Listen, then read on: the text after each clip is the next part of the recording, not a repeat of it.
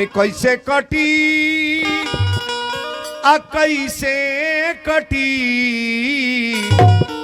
अरे कैसे कटी हो गौरा कैसे कटी, भिखारी संगे जिंदगी कैसे कटी, भिखारी संगे जिंदगी कैसे कटी, भिखारी संगे जिंदगी कैसे कटी, कैसे कटी कैसे कटी, कैसे कटी हो गौरा कैसे कटी। अरे मदारी संगे जिंदगी कैसे, में सबके कटते न बा, जेकरे साथे जे भेटाइल वही में कटावल जाता हो, का करी केहू। अच्छा ही बताई, बहुत लोग कहले है बाबा हमार बिया ठगवा दिले, फलानवा अगुआ रहल माले छवा, फलाने अगुआ रहले।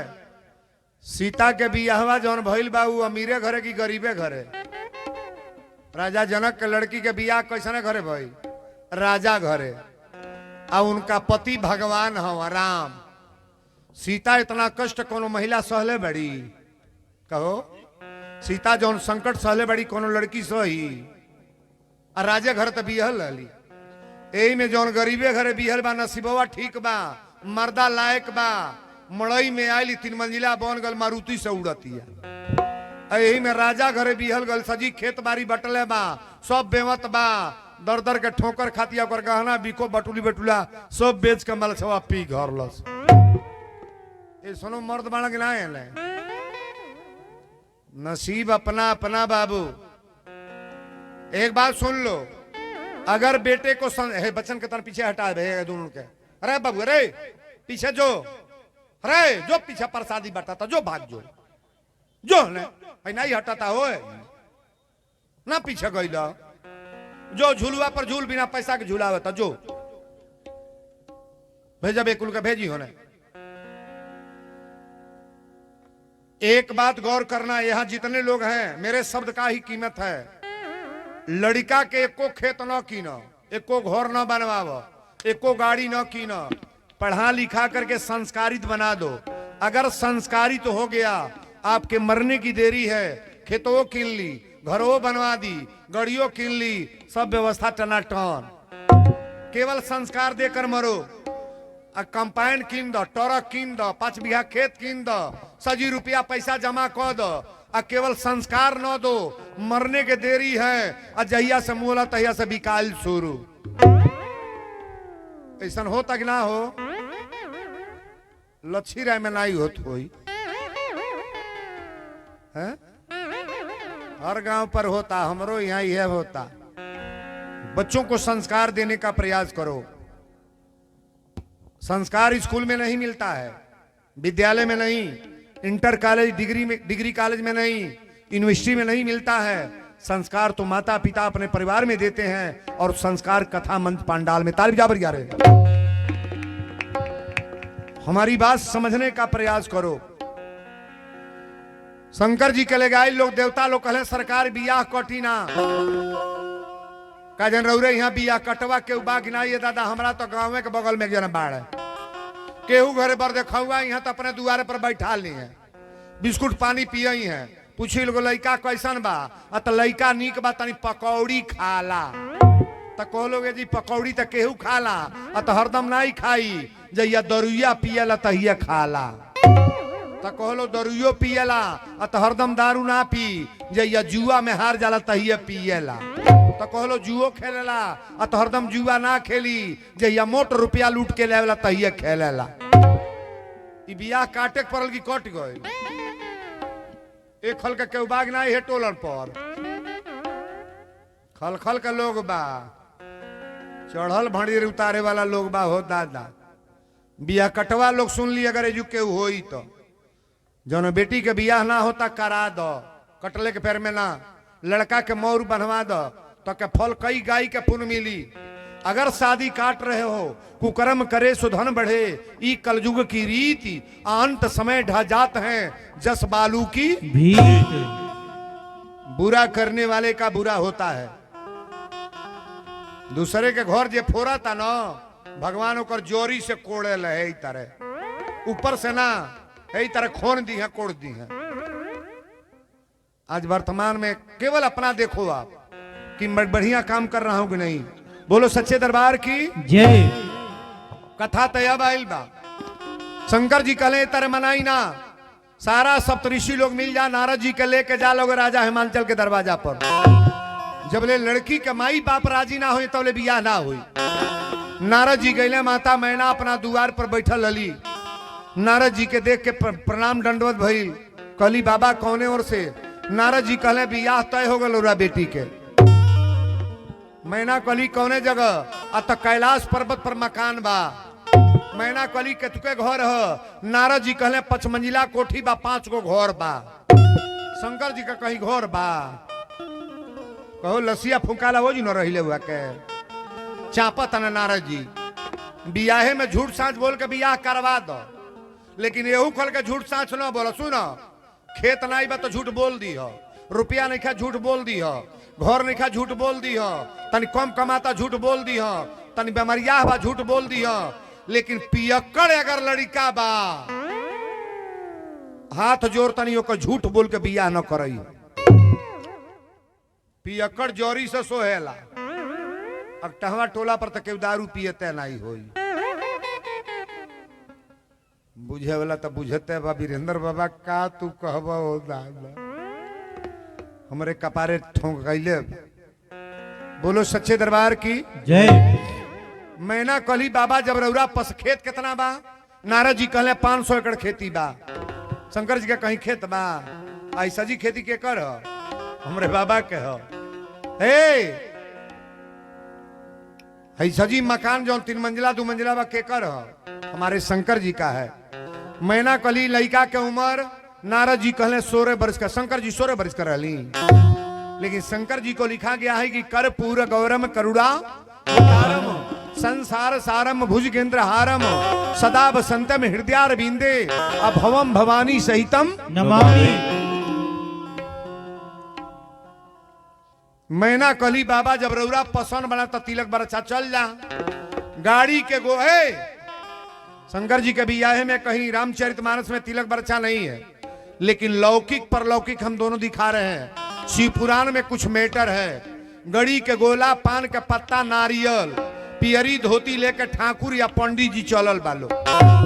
शंकर जी बानी कहाँ? तो कैलाश पर्वत के बगल में श्मशान घाट बा। 100 गो लाश जरता। अब बौरहू त्रिशूल डमरू लेकर बैठल बड़े। नौआ कल से बाबा तिलक कहाँ चलता? पंडित जी कहले देखू है मरकरी जरता। जो लसिया फुकाइल बा मरकरी कहतड़े। नौआ कहले बाबा हम तो भागो। पंडित जी कहले तिलक लेकर बैठ काहे भगबे? नौआ कहले से मऊ के फूके ले बड़ा का जानला जरा जाता जो तिलक चढ़ी। शंकर जी के पंडित जी कहले शंकर जी का घोटा है बकलो लवा है, देख मरकरी लागल बा, सजावट भइल बा, लसिया फुकाइल है। नौआ जब शंकर जी के लगैल न त कहलस कि बाबा है दूल्हा का बाप हम का बूढ़ऊ। पंडित जी कहली बियाहवा कटबे का? ये न महादेव है रे। नौआ कल से बाबा मदारी का काम करे का सांप या डमरू ले ले बाड़े। पंडित जी कहले के बाद बोली है ना बियाह कट जाई, चुप रहो जो। नौआ कल से एक बात और पूछो, इनकी कपड़ा में बोरिंग भल बा का पानी फेंकाता भग भग भग भग। पंडित जी कहले बियाह होखे नहीं दे। इतनी पर तिलक का बारात होता तो बूढ़ा लोग के सीट मिलता गीत गावे के, ढकेल का भूसौला में कह देता से। 3 गो पाल्टी बने ले, छोटकी छोटकी कोठा पर चढ़ जाइए सो। आ बूढ़ा लोग अलगे ढकेलाइल बालो, आ नौका मॉडल वाला लोग अलगे पहले झिनकी झिनकी गावेली सो कि बर बर बटुला मंगली दिल्ली के कारखाना से। दिल्ली के कारखाना से दिल्ली के कारखाना से बर बटुला मंगली दिल्ली के कारखाना से। दिल्ली के कारखाना से दिल्ली के कारखाना से। अबुआ साला पंचर भइल महंगी के जमाना से। अबुआ साला पंचर भइल महंगी के जमाना से। अबुआ साला पंचर भइल महंगी के जमाना से। ई तो छोटकी गौली है सो बर बर बटुला मंगली दिल्ली के कारखाना से। अगुआ साला पंचर भइल महंगी के जमाना से। अब बुढ़िया पार्टी कढ़ोल बतानी कोस का गई हलो बरिया रे। बौरहू के बियाह होके जाता जेकर मंदिर बा, चाप के गावल जेकर जगी हो कि आजू मोरी शिव जी के तिलक आयो।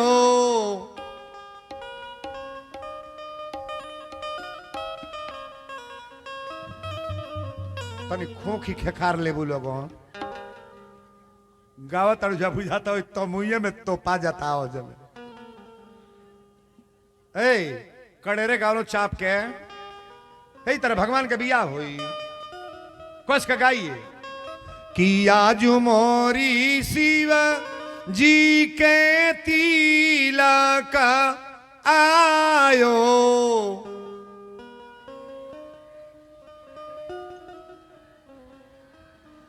जितना पर गावा तड़ू जाना इतना पर हमरे यहाँ संझा पराती गवाला बिहवा के लगनिया धरा जाई तो 100 गुण उठेला और बदिया 4 गो बूढ़ी हो सरवा में बैठ के गावेली सो आहो आहो संझा गो सा ईत के ही तू है नहीं गवाला ऐसे विपत पर जाला भिनसा हरावा कोनो झोटवे खोल के बैठल बा कोनो के साल होने घिरी आता शुरू कर दी हसो हे भोरा इला भीनो सहाराची ए चाची तो ही कढ़ावा हमारा घूमटा होता एक के लनिया में 4 बेर गई हसो हे भोरा ए मौसी तन चदरवा ले लेबे हे भोर जा तनी मुंह धोले आई तनी हम एक के गीतिया मरिया गुल बैठा दी हसो होशियार की हे तरगावेली हे भोरा इला भीनो सहाराची इरैया का बोले ले हे जाई जा गई हा बारमा बाबा शुभ घरे मंगल हे जाई जा गई हा देविया मैया शुभ घरे ओही में एक नौरी गाल सो हे बाढ़े कौवनी देई के नाई हारा को अवानी देई के नहीं गवाला भगवान के बिया होके जाता बुझा जाई बिया भइल कस के बोले लोग कि आजू मोरी शिव जी के तिलक आयो।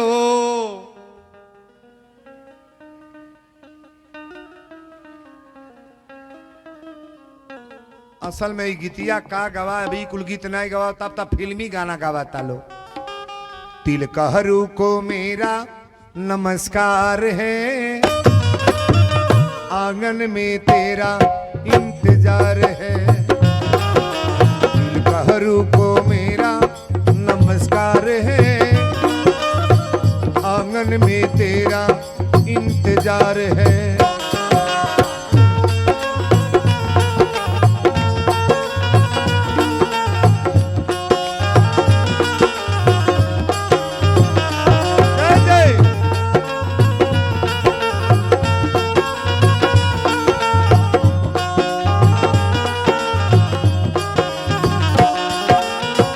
आंगन में कब तक वो आएंगे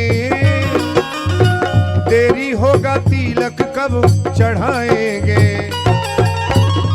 आंगन में कब तक वो आएंगे देरी होगा तिलक कब चढ़ाएंगे। दुल्हे से उनका बड़ा प्यार है दुल्हे से उनका बड़ा प्यार है आंगन में तेरा इंतजार है। बोलो शंकर भगवान की जय। यहाँ जितने विद्वान बैठे हैं एक बात बताइएगा कि ऐसन दामाद बनल जे कर मौर को वो उतरल ना मौर बुझता नहीं ना हमने के बियाहे में मौर धरला कि ना के ऐसन दुल्हा बनल जेकर मौर उतरल ना। राम जी के मौर उतर गल कि ना? उतर गई। कन्हैया जी के मौर उतरल कि ना? उतर गई। विष्णु भगवान के मौर उतरल कि ना? उतर गई। लेकिन आप बताओ शंकर जी का मौर उतरल बा? शंकर जी के फूले पत्ती का मौर ना। तुलसी बाबा चौपाई लिख रहे हैं कि शिव ही संभोगन करही सिंगारा। शिवहि शंभुगन करहि सिंगारा। शिवहि शंभुगन करहि सिंगारा। शिव ही संभोगन करही सिंगारा।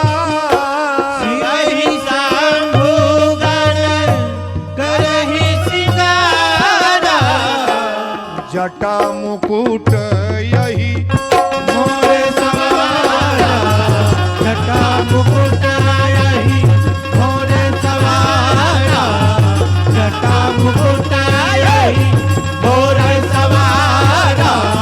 जटा मुकुट यही। मानस की चौपाई जो पढ़ने वाले हमारे विद्वान हैं गौर से सुनिएगा। शिव ही शंभु, शंकर जी के गण लोग श्रृंगार कर रहे हैं। शिव ही शंभु गण करही सिंगारा। आ जटा मुकुट अहि माने सांप।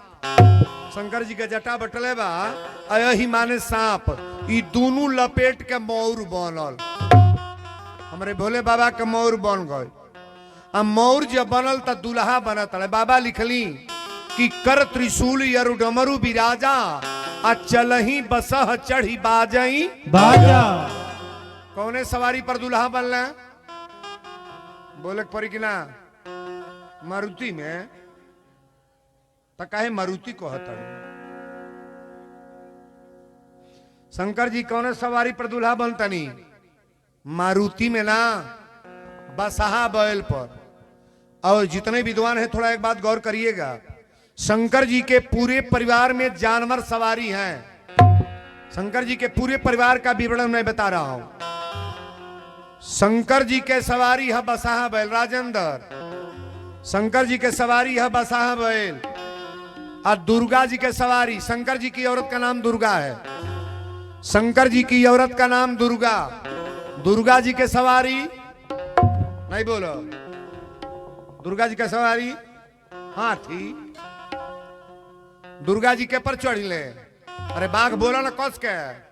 हाँ तो बाबू गजब का बाढ़ लोगन तो लोग। शंकर जी के सवारी बसहा बैल और दुर्गा जी के सवारी बाघ। बाघ या बैल एक लग रहे तो मर्डर होई कि ना?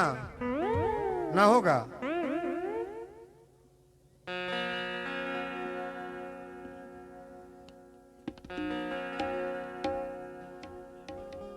ना।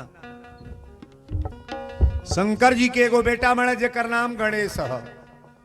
गणेश जी के सवारी, गणेश जी के सवारी मूस चूहा। और शंकर जी के गटई में सांप। सांप या मुंह से एक लग रहे तो मर्डर होई कि ना होई? तुरंत एक्सीडेंट है। ध्यान से सुनना। शंकर जी के सवारी या दुर्गा जी के सवारी एक लग रहे तो तुरंत एक्सीडेंट, तुरंत मर्डर। और शंकर जी के गोटाई में सांप आ गणेश जी के सवारी एक लग रहे, खतरा बागी ना। शंकर जी के गोरी बेटा माने जेकर नाम कार्तिकेय है। कार्तिकेय की सवारी मोर। कार्तिकेय की सवारी मोर। और शंकर जी के गले में सांप। सांप या मोर एक लग रहे तो एक्सीडेंट होगा कि नहीं? लेकिन धनी है भोलेनाथ। जहां सुमति तहां संपत नाना। और जहां कुमति तहां विपत निधाना। अहतन ताकब हमरा और चटनी रोटी बनल बा। आ देवरान जेठान ससुर भसुर खैली जा। आराम से सुतल बानी जा। ई नीक बा आ की पूरी पुलाव मशरूम पनीर बनल बा, पापड़ छनाइल बा। आ सांझी के लाटा कूटन हो गल रोज फेंकाता। निमन कौन बा? पुड़िया की चटनी है। नहीं क्यों बोली हो? बोल दा पुड़िया तो पर लगले रहे लोग। संतोष चटनी पर करो। बवाल नहीं चाहिए घर में। शांति से जिया जाए। शांति है ना तो नून चटनी खा के दिन भर रह जाए, केहू जानी ना। शांति चाहिए। लेकिन शांति आप लोग रहने दोगी तब ना। मर्दे के चलते घर के ऊपर बटाइल बा हई पार्टी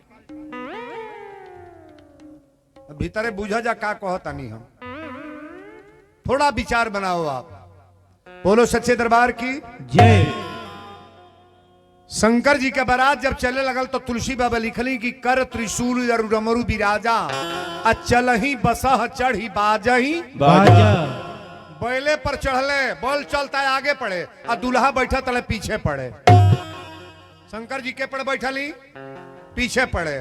ब्रह्मा जी कली एगो कार करी ना ताकब हमरा और सवारी बदल दी। शंकर जी कली काहे बदल दी? कहले ही बुढ़वा बैल लेके ससुरारी में जाए बेइज्जत होई। आई बुढ़वा बैल जाई। शंकर जी कहले रोज घास भूसा ई खइले बा आज उ रसगुल्ला बर्फी मिली काहे बदल दी? इहे चली। अच्छा 4 गो बेटा बाड़ा ताका हमरा हो। बड़का के बियाह तय बा बारात जाता। अब मझिला बेटा दोनों आंख के आन्हर बा तो भाई के बियाह में अन्हरा जाई कि ना? भले टो जाई मारुति में बैठी जाई नहीं जाई हो क्यों रोकी अन्हरा के? 4 गो बेटा बड़ा छोटका विकलांग बा हे तर देही अठाता जाई नहीं बियाह में तो करमाई कही जल्दी एक कपड़ा पहले एक सियावा जौन देहिया अठाता ना जाई। अब ऐसे बोध रही हो तर सुन लो केहू का 3 मंजिला मकान होखे आपन कटरने के घर बा तो 3 मंजिला निक बा कि कटरनवा? नहीं बोलोगे? कटरने में बुझा कि वीरेंद्र बाबा हमार 5 मंजिला हो। केहू को मर्द बड़ा रुपया कमाता और तोहार मर्द खेतिए करता गृहस्थीय करता वही का बुझा हमार मर्द सऊदी रहेला उनसे निक हमरे बा। केहू घरे रोज दूधे के चाय बनता लाल चाय तोहरे घरे बा उहे बुझा जे हम घी डार पिए तनी उहे हमारा अमृत हो। कहो केहू के सोने के मर्द होके तहार मर्द भरे पकलो लवा बा वही का बुझा हमार लड़का हमार मर्द हमार परिवार हमरे सन परिवार केहू का ना बा। लेकिन इतनी पर कोयल का जाता हयो पार्टी कह देले माने छौ तो ही मर्द बड़ा देखा तोर समरा उ कैसन बा देखा उ कैसन बा उ कैसन होके उ कमे आई जौन चमकावे लोगन आई कामे। बहुजन कह दे तोर देख ओकर बेटा कैसन दे मलछबा। किसी को बेटा और मर्द को मत दिखाओ अपना देखो हमारा बौरे बा हमारी कामे आई। बौरका निमन बा कि निमन का नहीं बोलो। जो अपना बुरा है वही अच्छा है। सोने के एजू के घरे भोजन बनत होके आ चटनिया रोटी खा के तनी पर रस पी के बानी जा तो रसवे बुझा हमारा अमृत हो। जब केहू के दुआरे पर एक कप चाय नहीं मिले वाला बा तो ये बरहो बीजन क्या लेकर क्या बात करोगी जी? शंकर जी कहले जाओ हमारा अनहर भेबर बाड़ा सो यह निक बाड़े। ब्रह्मा जी कहले बदलब ना भैया बोल जाई। शंकर जी कहले यह जाई।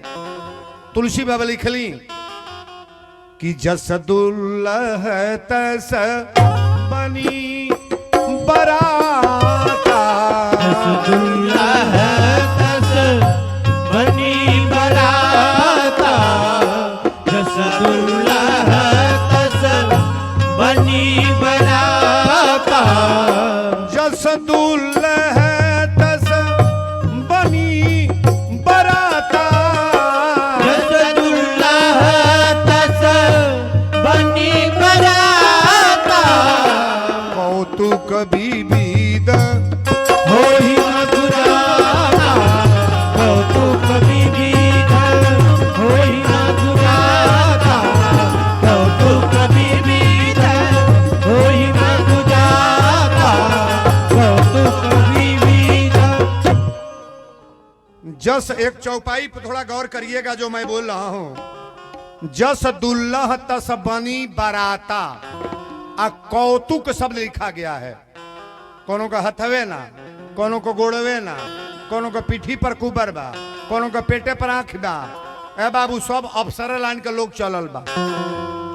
कोई मुखहीन विपुल को काहू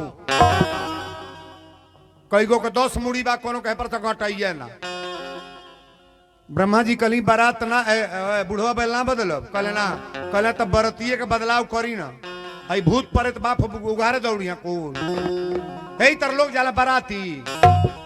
हई हड्डा हड्डा बिछी बाप हो बाप हई बन बनौले बना सो पूरा इलाका शंकर जी कहले यह तो शोभा बनाई है सो कहो 5,000 हाड़ा गांव में आ जाते क्यों निकली घर में से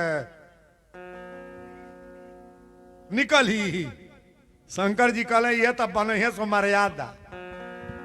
शंकर जी के बारात चलल बा जब गांव के गोड़ा गोई तुलसी बाबा लिखले नगर निकट बारात सुनियाई अपुर खर भर शोभा अधिकाई। शिव समाज जब देखन लागे अब बिडर चलिए वाहन सब ताकब हमरा और शंकर जी के बारात जब गईला पहले बारात आवल तो पहले गांव के जाला गांव भर के लइका दौड़ले सो आ जितना तेज दौड़ल गए सो ओकरा 3 गुना भागल बाड़े सो भागले सो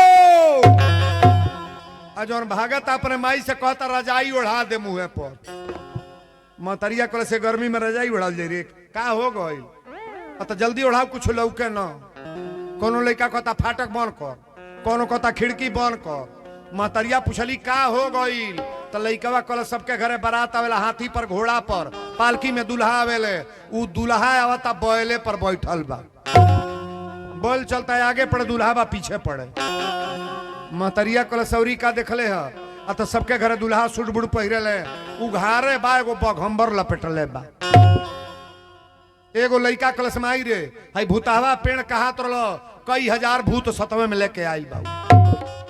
एगो सांप देखले पर गोहुमन सांप बा हे पेड़ पर न जाइयो कई हजार सांप है तरफ फोई फोई कर तड़ा। एगो हाड़ी के छत्ता लाग जाता घर में निकल पहले बाहर बा बाप हो बाप कई हजार हाडा बिछी गनगनौले बाड़े सो। मतरिया कोली दादा आज बची ते ही बाराती देखी दूर पूजा के टाइम आयल है तक लो नौजवान लोग चलल बाल मर्द लोग हिटलर यही तरह हाथ भाजत जाता लोग मालिक के बारात ले चल दरवाजा पर। तो शंकर जी के बियाहवा में सबसे अगवा जो रहल ओकर हेपर से घटाइए ना हेपर से मुड़िए ना रहल उहे अगवा जाता है इधर सकबक सकबक कहले कहलो बारात ले चलो तो उहे पूछता बारात ठहरने का स्थान कहाँ है। एक जना कहले कौन बोलल हरी अच्छा है मैं बिना मूड़ी के कोनो मेहरारू बैठ जा आ लुगा से हेपर ले तोपले रहे आ एक बैग उघार के कहे दीदी कब रौरे अइली हम तेजू रोहर की भागो बैठे है बिना गोटाई के बिना मुँह के बोली। लेकिन शंकर जी का वर्णन है मैं बता रहा हूं कहल बारात ठहरने का स्थान कहाँ है तो जिन करेजा के कमजोर बना तुमने ढोई के बेहोश हो गए लोग बरियर का भागल बड़े आ जौन भागत आ फिर लौकत ना बा। बनावटी में ओरिजिनल में अंतर हो जना रहल है नौका हीरो तो सोने के अंगूठी पवला ससुरारी ताकब हमरा और सोने के अंगूठी पवला ससुरारी तक कौनो कार करे जा करावे जा तो पहले अंगूरिया ही तर देखावे दो ही चलावत रहे जोगी में भंडारा में तो दहिया निकारे बटवा में से हे तर अंगूरिया को के देखा दे हे तर देखा दे तो देख बेर देखल सी आदमी दू बेर देखल से एगो सेठ बैठल लगावे कहले दादा ई जौने चलावे आता तो अंगूठिए देखावता एगो अंगूठी पर एक इतना घमंड बा हे तर निकाले न दहिया मारी बटक चला तो हेतर चला दे अंगूरिया हेतर को के हेतर देखा दे। तो सेठ जी अपन अपन हई हई हई हई कुर्ता पहिरल है ही तर हटावल है अब बाजू बंद हेतत के सोना के पहिरले रहल हेतत पहिरले रहल सेठवा जब दोही लेके अइले तो कहले हे तर चलो कहले दोही चाही कहले बाबू तनी हेहू पर गिरा देबो तनी हेहू पर गिरा दत ओकरा बाई हो गई कहला से अंगूठी निकाल के फेंकिए दे तोरा हेती मुकी अंगूठी पर इतना घमंड बा आ जे हेतत सोना पहिरले बा ओकरा कुछ हुइए ना बा कभी दिखाने का प्रयास न करो। हमें बहुत मेहरारू बाड़ी कोनो गहना बनवाई न तो 10 जन दिखाई हमारा देखी ना हइया बनल है पर ले बा हइया बनल है 1,20,000 लागल हइया बनल है अरे बकलोली तो से 20 ओकर बा ते देखबे त पाला जे काल नहीं हरबाबा तरे झाक बड़े आदमी कहे जाई देखो ताका झाको बोलो सच्चे दरबार की जय। दिखाने के चक्कर में मत मरो आप। सब जने भाग के लुका गए लो। नारद जी कहले आई बताई अब दामाद आवत और दुआरे पर मैना कली है आगे के आवता। नारद जी कहले इस शंकर जी के दुआर बहार ले ब्रह्मा जी रहले अगा में। मैना कली बाप रे बाप जब हमरे दमादे के नौकर इतना चैंपियन तो दमाद तो चटक होइबे करी है। तो दूसरा नंबर पहले विष्णु भगवान 4 हाथ। मैना कली है के हो ए नारद जी कहले इस शंकर जी के खेती बाड़ी करावे ले बाजार उजार करे ले। मैना कली एकर मतलब नारद बियाह चैंपियन करावत तो बोले बौरहू का नंबर आई। बोल चलता है पड़े दूल्हा बैठल बड़े पीछे पड़े। नारद जी कहले चल तनी बर्तिहन से मिले रुआ दामादे के परछी बुझ गए हूँ कहले के नंबर बियाह में पहले के भागेला लबर सबर बतियोले बते बियाहे के बाद पकिया होके चाही। मैना आरती लेके आगे बढ़ली ताकब होना सब लोग कगरी होता। मैना आरती लेके गली कहली रे दामाद के हो एक बेर तकली तो बोल चलता है आगे पड़े दूल्हा बड़े पीछे पड़े तो ले टॉप दे पानिया गिर गल लोटावा के। शंकर जी के गण लोग कहले और सास पानी फेंक दिहली पनिया फेंक दिली लोटवा के।